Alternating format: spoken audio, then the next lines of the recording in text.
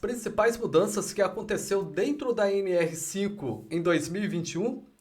Se você não sabe, continua comigo até o final do vídeo que eu vou passar um passo a passo de como você treinar a sua CIPA. Se você não me conhece, eu sou o Claudemir Santos, eu sou instrutor profissional já há 8 anos, atendendo as maiores empresas do Brasil, entre elas 3M, Petrobras, Unilever, dentre tantas outras.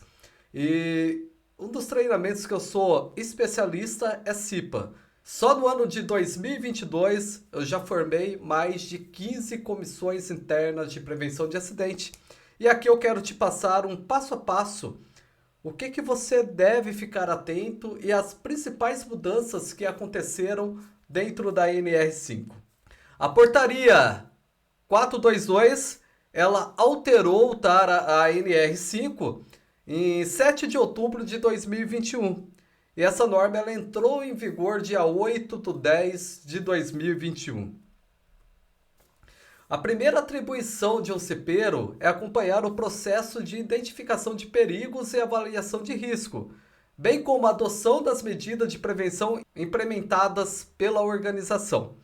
Então, o primeiro processo, tá, que agora está cobrando dentro da NR5 é você também identificar os perigos.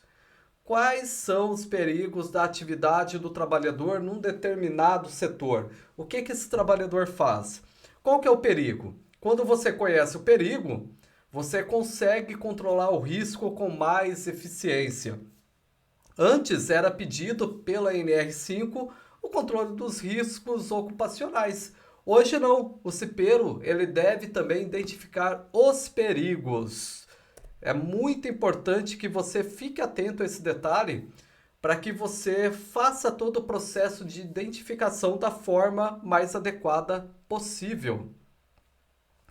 O item B ele vai falar sobre o famoso mapa de risco, né? Vocês lembram do mapa de risco? Onde era cobrado pela CIPA que ela executasse, que ela fizesse uma representação do mapa de risco.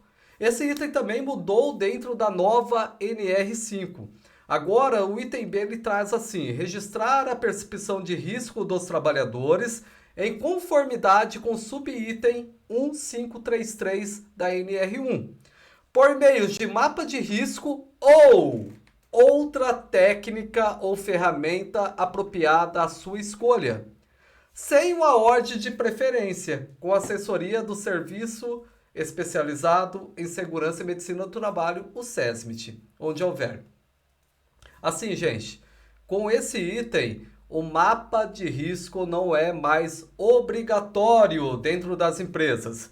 As empresas elas podem usar outras ferramentas que mostrem a percepção de risco para os trabalhadores. E assim ele garanta a segurança desses trabalhadores que irão adentrar uma área de trabalho, para que ele conheça todo o risco que tem naquele processo de trabalho. Então, o que eu estou orientando nas CIPAs que eu estou ministrando?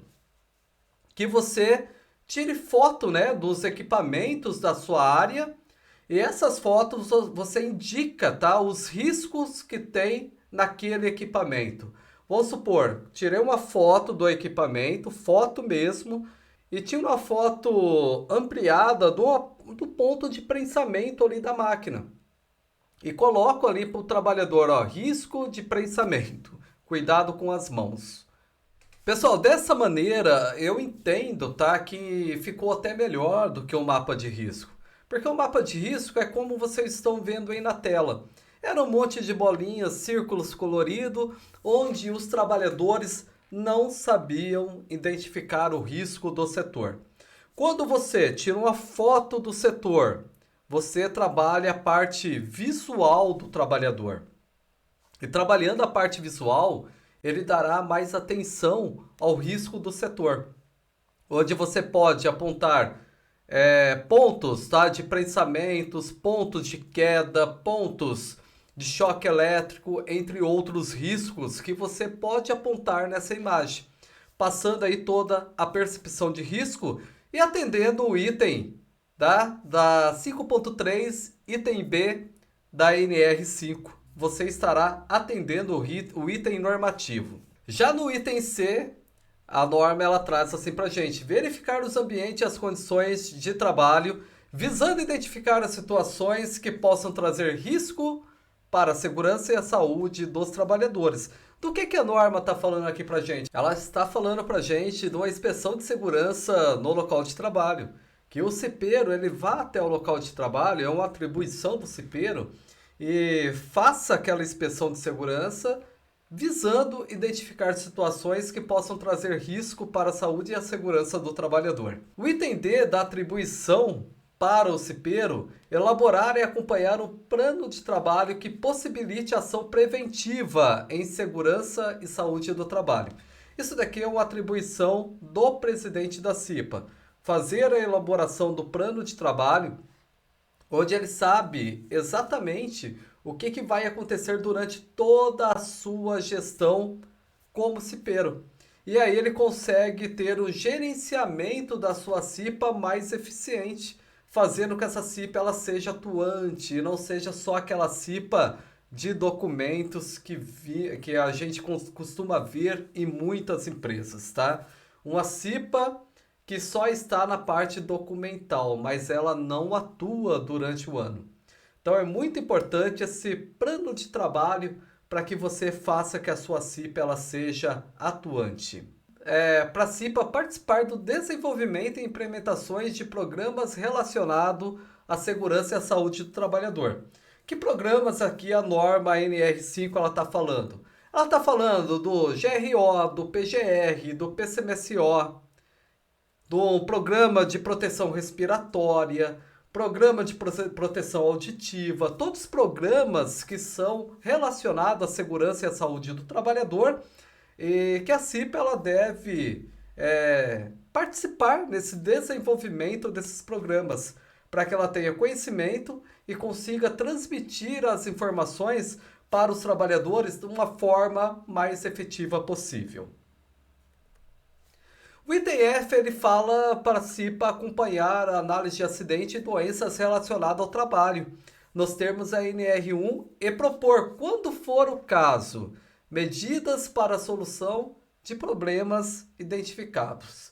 Aqui ele está falando da investigação do acidente, de você levantar os dados ali do acidente, o que aconteceu, o que provocou o acidente, para que você possa propor medidas de prevenção para que esse acidente não se repita. Então a gente costuma falar muito aqui como cipeiros, tá? Da importância dele estar ali acompanhando um processo de investigação de acidente.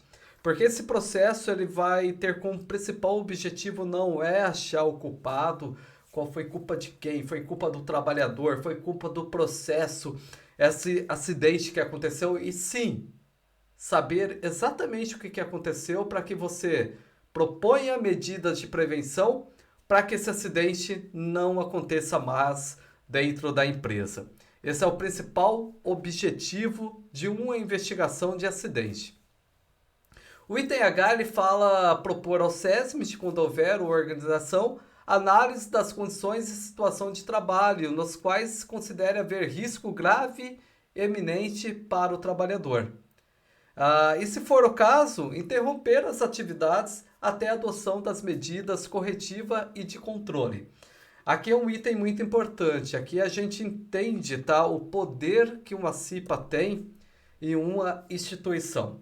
A CIPA ela tem o poder até de embargar, interditar um processo de trabalho.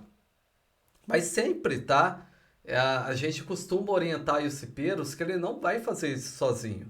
Ele vai ver a situação e, em conjunto com o SESMIT, com a segurança do trabalho, com a engenharia de segurança do trabalho, ver a melhor situação, qual que é a melhor decisão a ser tomada naquela situação, para que você consiga manter assim um ambiente seguro para os trabalhadores. Então é muito importante a empresa ficar atenta a esse detalhe também. E promover anualmente em conjunto com o SESMIT, onde houver a Semana Interna de Prevenção de Acidente do Trabalho, CIPAT. Esse é o principal programa que é responsável, é de responsabilidade da CIPA, né? A Semana Interna de Prevenção de Acidente do Trabalho, a CIPAT. Essa semana ela é muito importante para quê? Ela é muito importante para você dar um hiperfoco em segurança do trabalho dentro de uma empresa. E aqui eu costumo treinar mesmo cipeiros, ensinar ele como organizar uma CIPAT dentro da empresa. Como que eu organizo uma CIPAT dentro da empresa? Se você quer saber um pouquinho mais sobre a organização de CIPAT, eu vou deixar aqui no card um vídeo que está aqui no canal Claudemir Santos SST, como você organizar a sua CIPAT. Lá eu ensinei com detalhes, um passo a passo de como você fazer toda a organização da CIPAT. Vai estar aqui no card para vocês estarem acompanhando essa parte de organização da sua CIPAT. Aí vem uma parte muito importante, que é a parte de responsabilidades. Então, cabe aos trabalhadores indicar a CIPA e ao CESP e às organizações as situações de risco e apresentar soluções para a melhoria das condições de trabalho. Então, aqui os trabalhadores da empresa, ele também tem uma responsabilidade de estar ali chamando a CIPA, ô cipeiro, vem cá, meu setor de trabalho não está legal, eu estou com tal situação aqui no setor de trabalho, você pode me ajudar e envolver aí esses trabalhadores. E como que a CIPA ela dá esse poder para os trabalhadores? Gente, é conversando, é tendo uma aproximação da CIPA com os trabalhadores. Eu chego em muitas empresas onde os trabalhadores não sabem, tá, quem são os cipeiros daquele setor, daquele ambiente de trabalho. Isso é muito grave. Isso daí traz toda a evidência que essa CIPA ela não funciona na prática, que ela está só no papel. Isso é muito grave e não pode acontecer aí dentro da sua empresa. Então, assim, a CIPA assumiu, faça no DDS ali uma apresentação da sua comissão interna de prevenção de acidente do trabalho. E passa ali para os trabalhadores que eles podem contar com a sua CIPA. Que a sua comissão interna de prevenção de acidente do trabalho está ali para ajudar os trabalhadores. E que eles podem contar com a CIPA. Aqui vem uma parte da constituição e estruturação. Então a gente sabe que a CIPA ela é constituída por representante dos empregados e do empregador. E aí vem um item muito importante, tá? Que mudou aqui. Agora o nome que é chamado para os representantes do empregador, quando não compõe o quadro 1 ali, é nomeado. Então a gente tem um quadro 1 lá dentro da NR, que ela traz, tá, toda a questão de como você vai constituir a sua CIPA. Como que eu vou constituir a minha CIPA do início ao fim? Quantos membros terão que ter a minha comissão interna de prevenção de acidente do trabalho? E da onde que eu tenho essa informação? Dentro do quadro 1 da NR5. E aí vai trazer toda a situação. Então, quando a empresa ela não se enquadra dentro do quadro 1, ela indica um nomeado da CIPA. O que a organização não pode fazer com o cipeiro? Esse item é muito importante, o 5411, é vedado à organização em relação ao integrante eleito da CIPA a alteração das suas atividades normais na organização, que prejudique o exercício das suas atribuições. Então, assim, muitas vezes a gente tem uma empresa que ela tem aquele sistema familiar, o cipeiro começou a dar trabalho, daí o empregador fala, eu vou jogar o cara lá no cantinho porque ele vai parar de dar trabalho, ele não vai ter tempo para fazer a sua atribuição, ele para de encher o saco. Isso daí não pode, é contra a NR5. O cipeiro ele tem que ter direito de exercer as suas atribuições. A empresa também não pode transferir, tá, o cipeiro para outro estabelecimento sem a sua anuência. A não ser que a empresa ela abriu falência, a não ser que a empresa ela fechou a unidade e está mandando esse trabalhador para outra unidade. Aí pode ter a transferência. O empregador também ele não pode dispensar o cipeiro. Esse cipeiro ele não pode ser mandado embora porque ele tem estabilidade. Mas Claudemir não pode ser mandado embora de jeito nenhum. A empresa quiser mandar o trabalhador, ele manda embora. Mas eu já vi acontecer duas situações quando a gente fala aí de dispensa de membro da CIPA. Já vi situação onde o juiz, ele fala para a empresa, ó, você não quer mais o trabalhador, então paga uma multa, né? Uma multa desse tempo que o cipeiro teria estabilidade ainda.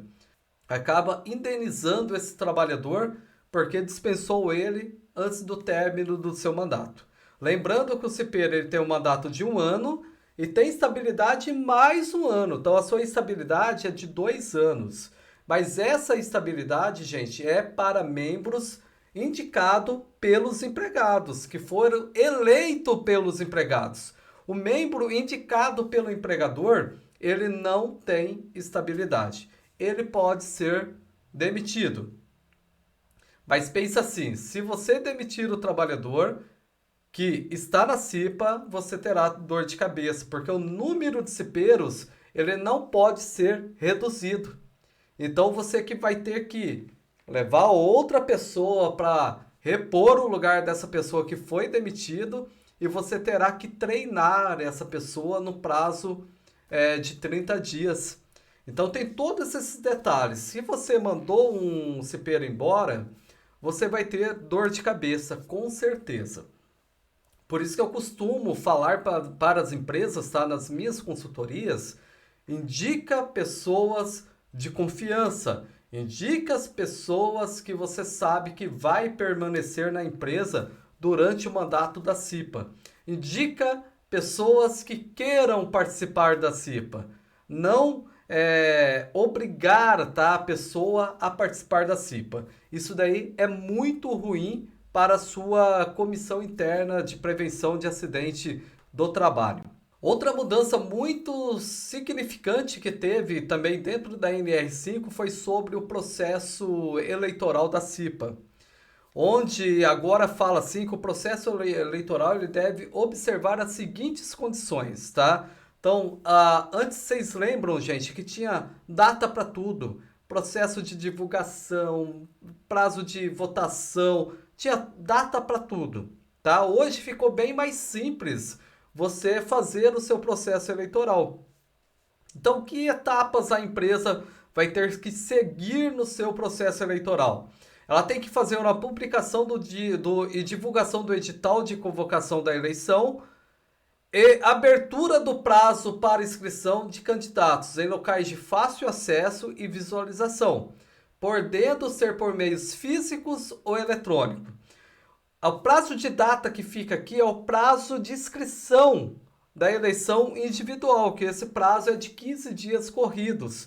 Então você divulgou o seu edital, você tem que deixar por 15 dias corridos a parte do edital, a abertura da inscrição para esses membros. Eu preciso deixar por 15 dias corridos. Liberdade de inscrição a todos os empregados do estabelecimento, independente do setor ou local de trabalho, com fornecimento de comprovante por meios físico ou eletrônico. Vocês vão observar que durante a NR5, que entrou em vigor em 2021, tudo ele vai estar citando a questão eletrônica também. Por que isso, Claudemir?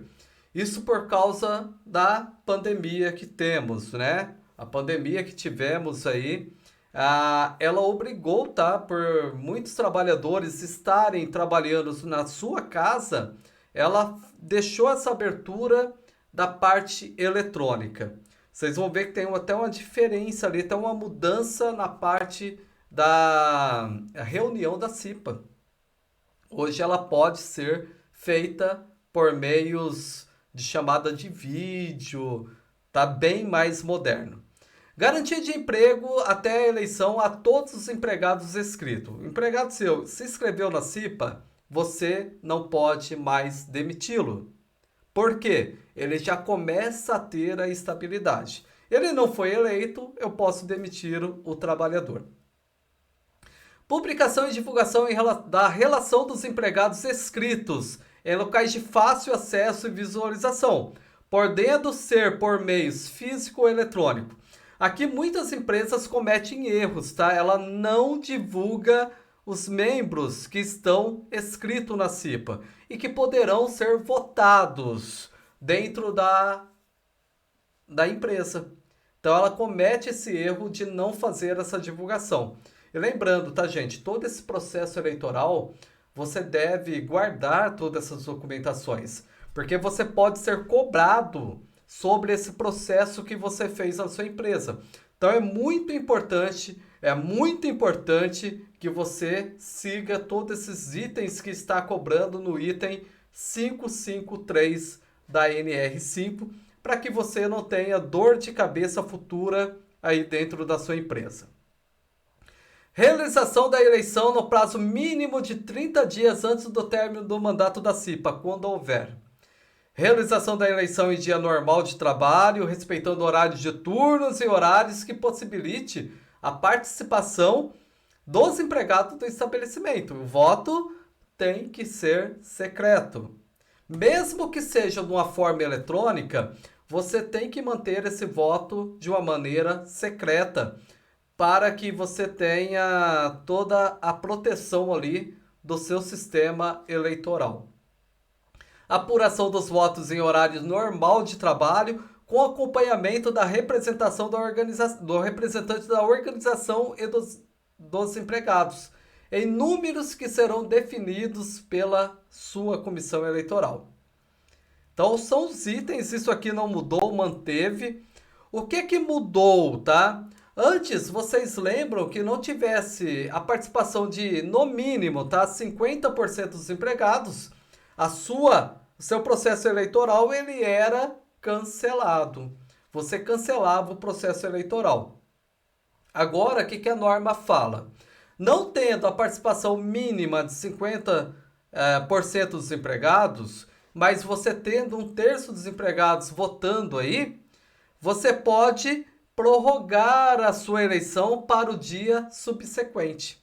Então a minha eleição ela continua no dia seguinte. Isso caso você tiver pelo menos 1/3 dos funcionários votando. Claudemir, se chegou no dia seguinte e não atingir ainda os 50%, você vai prorrogar mais um dia a sua eleição, 3 dias. Claudemir, no terceiro dia ainda eu não atingi 50% da participação dos funcionários na minha eleição. Aí você encerra o seu processo eleitoral e vai contar os votos e está eleita a sua CIPA. Então hoje o processo eleitoral ele pode durar no máximo 3 dias.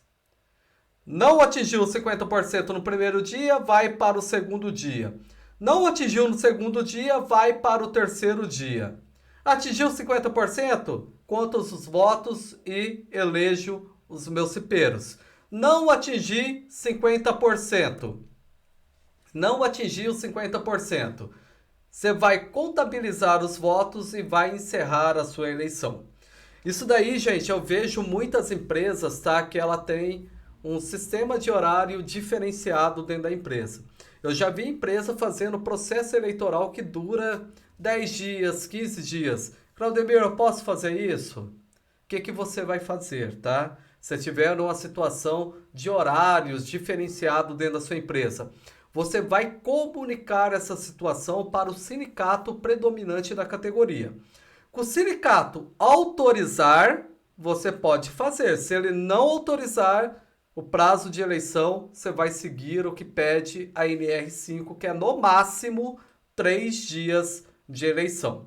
Deu o terceiro dia, não atingiu 50%, encerro a eleição, contabilizo os votos e faço a posse da minha comissão eleitoral.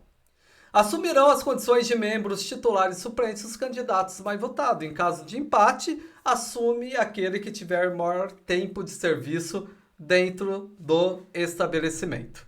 Então são as regrinhas muito, mas muito importantes. Pessoal, como que vai funcionar a CIPA? A CIPA ela terá reunião ordinária mensal, de acordo com o calendário pré-estabelecido. Então você deve estabelecer um calendário de todas as reuniões da sua CIPA durante todo o decorrer do ano, data e horário. E detalhe, segue, tá? Data e horário.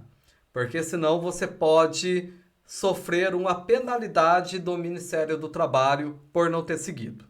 Em questão das reuniões, a gente teve uma mudança bem significativa.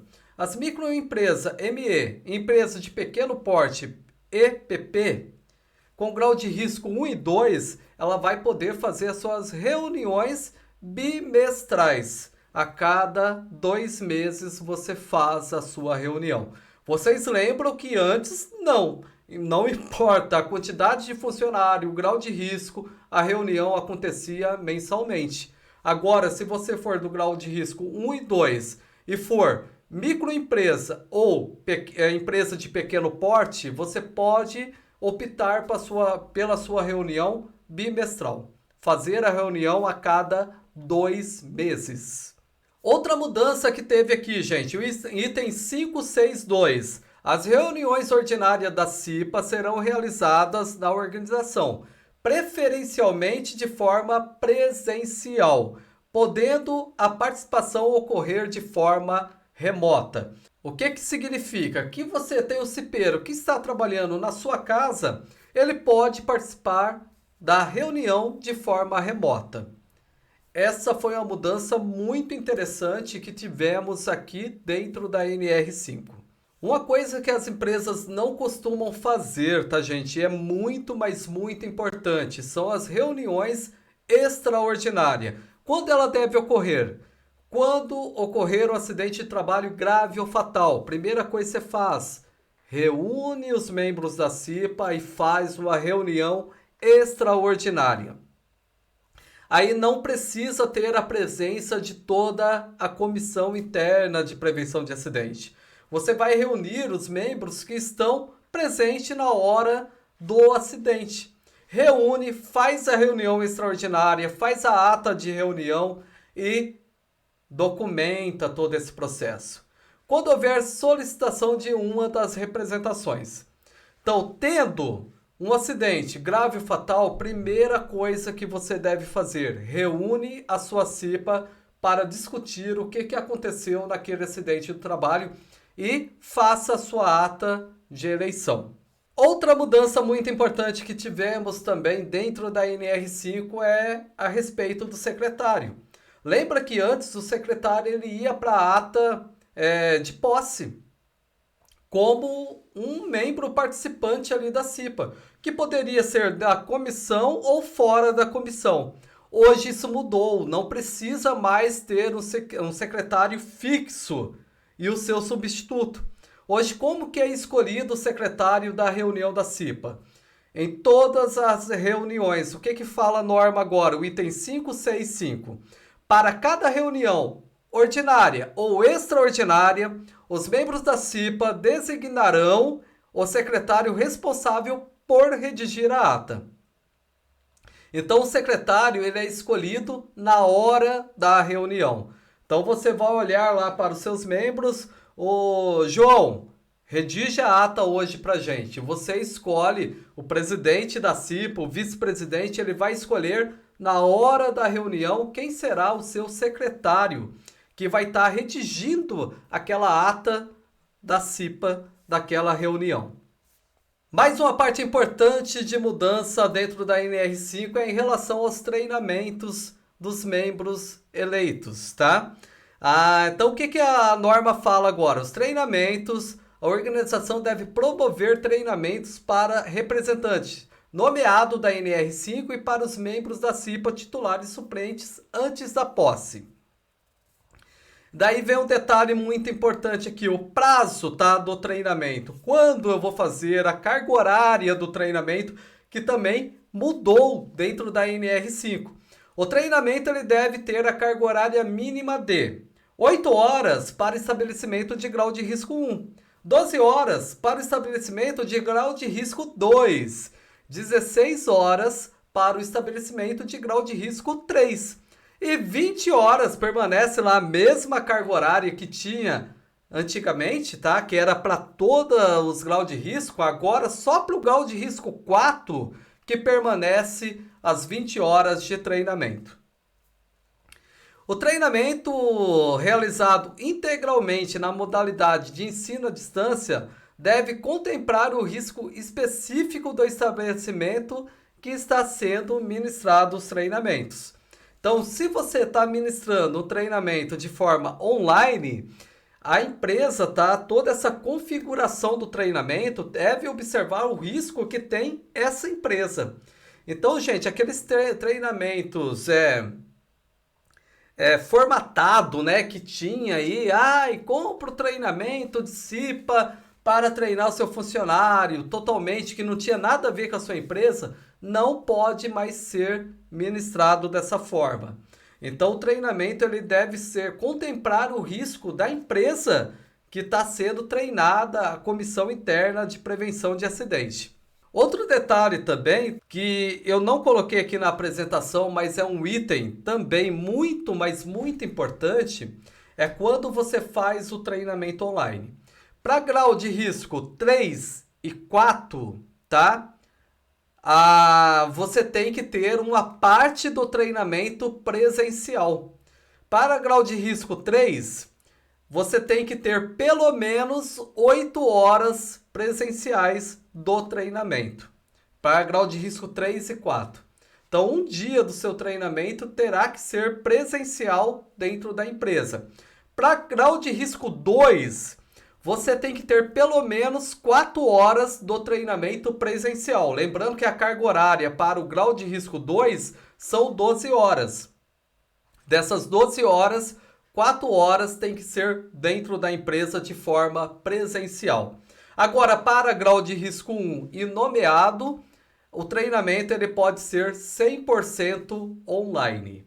Então, um item muito importante que muitas empresas não estão atendendo. Então, fique atento para que você não seja penalizado.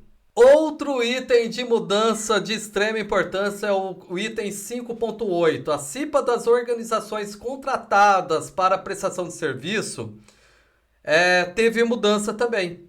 Quando a organização contratada para prestação de serviço, terceiros, exerce a sua atividade no estabelecimento que está enquadrado lá no grau de risco 3 e 4, o número total de empregado do estabelecimento da contratante, ele vai seguir toda a regra, tá, da empresa que está prestando serviço. Claudemir, a minha empresa é de segurança patrimonial. Vamos supor que seu grau de risco é 2. Seu grau de risco é 2. Mas você está trabalhando dentro de uma empresa de grau de risco 4. A sua CIPA vai ter que seguir as mesmas exigências do grau de risco 4 da empresa que você está prestando serviço. Desde termos de número de participantes até a carga horária do treinamento. Então, um item muito importante que as empresas terceiras devem ficar atentas. Muito, mas muito importante. A organização terceira, tá? A empresa que está prestando serviço, ela deve ter a sua comissão interna de prevenção de acidente quando ela se enquadra no quadro 1 da NR5, dentro do estabelecimento da sua contratante.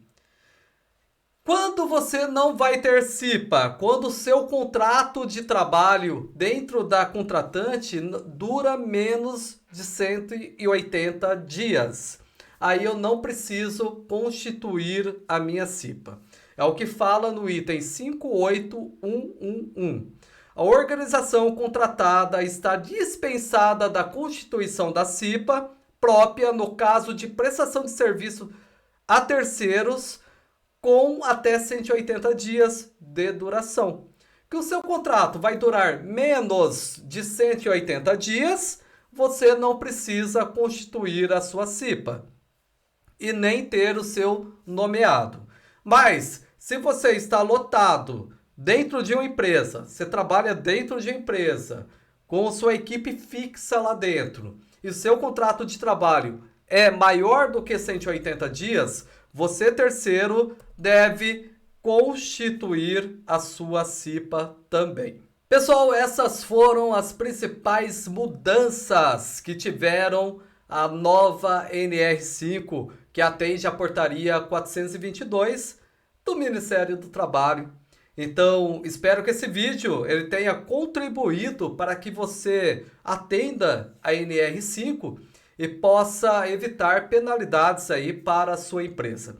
Se esse vídeo contribuiu com você, faz o seguinte: dá um curtir para que ele chegue em mais pessoas e mais profissionais e compartilhe esse conteúdo com outros profissionais que você acha que precisa receber também esse conteúdo. Até o próximo vídeo, fica com Deus, fui!